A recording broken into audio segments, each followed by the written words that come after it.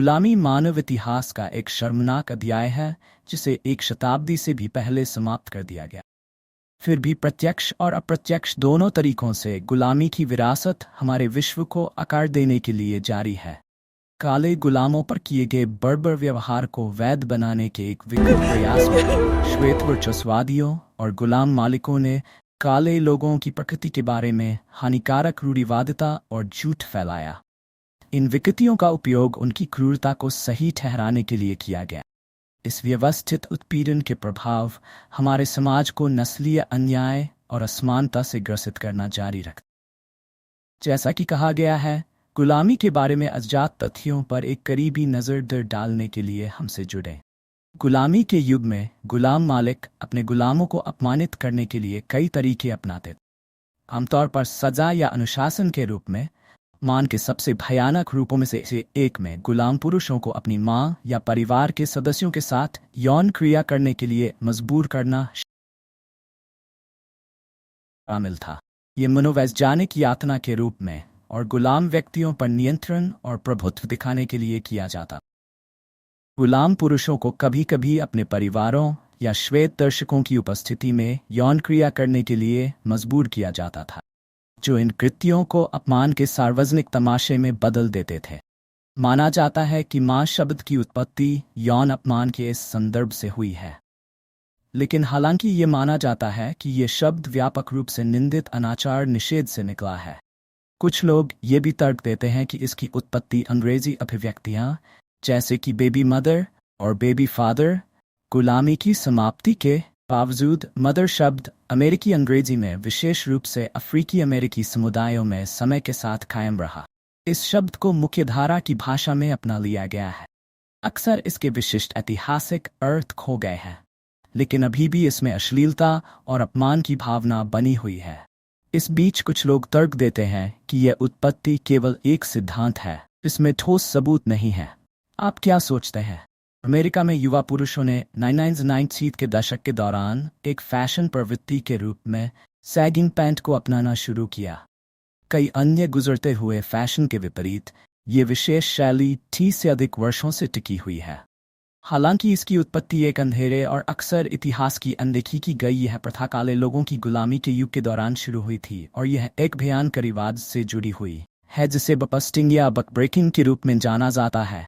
मूल रूप से ये शब्द जंगली घोड़ों को वश में करने के लिए संदर्भित थे, लेकिन दक्षिणी बागान मालिकों ने उन्हें काले पुरुषों के साथ अपने क्रूर व्यवहार का वर्णन करने के लिए फिर से इस्तेमाल किया। इस बर्बर प्रथा का इस्तेमाल विद्रोही काले पुरुष दासों को तोड़ने के लिए किया गया था, जिससे उन्हें अमानवीय स्थिति में लाया गया था। बहुत कुछ जंगली जानवरों को वश में करने की तरह से अन्य गुलाम लोगों के बीच किसी भी प्रतिरोध को हराने और दबाने के लिए डिजाइन किया गया था। विद्रोही काले पुरुषों को अपने पैंट को नीचे करने और अन्य दासों के सामने आगे झुकने के लिए मजबूर करके सार्वजनिक रूप से अपमानित किया जाता। उनके स्वामी फिर उन्हें भयानक यौन हिंसा के अधीन करते थे।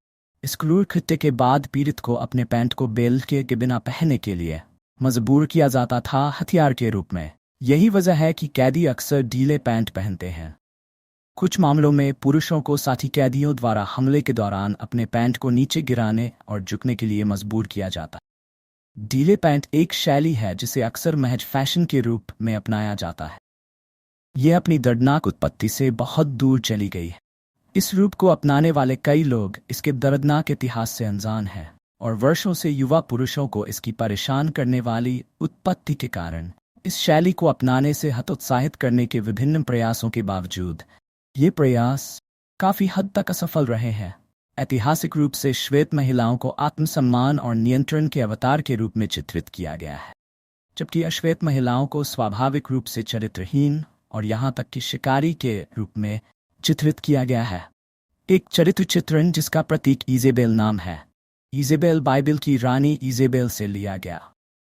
प्लेड्स नामक एक प्रणाली के तहत उपपत्नी, जहां उन्हें अपनी यौन सेवाओं के बदले में वित्तीय सहायता मिलती थी।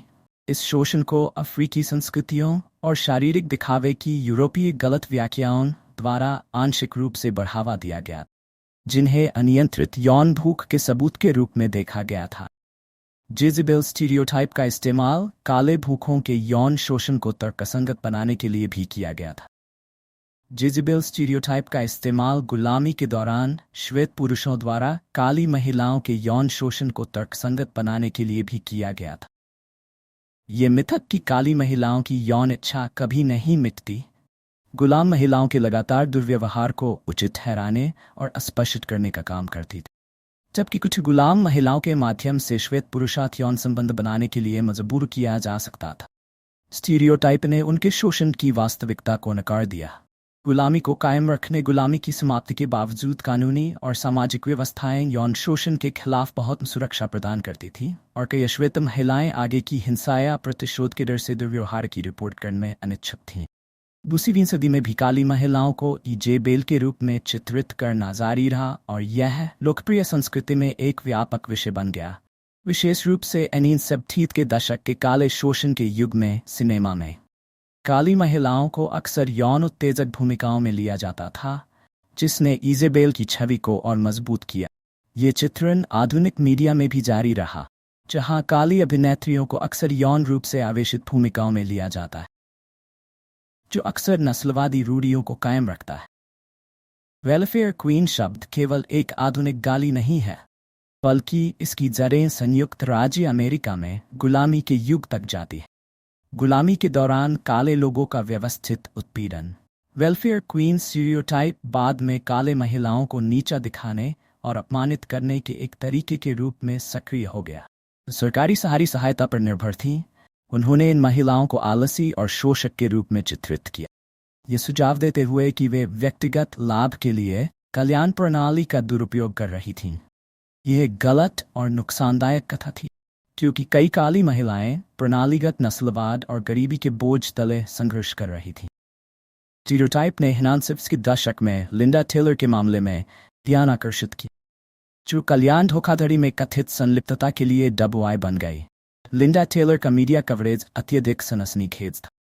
सुर्खियां अक्सर उनकी कथित शानदार जीवन शैली और अत्यधिक खर्च पर केंद्रित थीं। इस तथ्य के बावजूद कि वह गरीबी में रहने वाली एक अकेली मां थीं, उन्होंने उन्हें एक वेलफेयर क्वीन के रूप में पेश किया। टेलर ने कल्याणकारी सुधारों पर जोर देते हुए तर्क दिया कि व्यवस्था का गैर जिम्मेदार और अनैतिक लोगों द्वारा दुरुपयोग किया जा रहा है। व्यक्तियों ने उसके मामले का उपयोग सामाजिक कार्यक्रमों में कटौती और पात्रता की कठोर आवश्यकताओं को सही ठहराने के लिए किया। उसके कथित धोखाधड़ी वाले कार्यों को कल्याण के भीतर व्यापक मुद्दों के प्रतिनिधि के रूप में प्रस्तुत किया। इस चित्रण ने न केवल अश्वेत महिलाओं को कलंकित किया, बल्कि कल्याण पर निर्भरता और कई प्राप्तकर्ताओं को प्रभावित करने वाले प्रणालीगत मुद्दों की जटिल वास्तविकताओं को भी नजरअंदाज किया। गुलामी का परेशान करने वाला समय भले ही खत्म हो गया हो, लेकिन इससे होने वाला दर्द भी जीवित है। गुलामी की भयावहता को सहने वालों की स्मृति को वास्तव में सम्मानित करने के लिए हमें सहानुभूति, शिक्षा और सांस्कृतिक संवेदनशीलता को बढ़ावा देकर उस दमनकारी युग के अवशेषों को सक्रिय रूप से सीखना और स्वीकार करना चाहिए। हम सभी के लिए एक अधिक न्याय संगत और समान भविष्य में योगदान कर सकते हैं। हम एक ऐसा विश्व बना सकते हैं जहाँ हर कोई सुरक्षित और मूल्यवान महसूस करे। हम आपसे सुनना चाहते हैं दोबारा।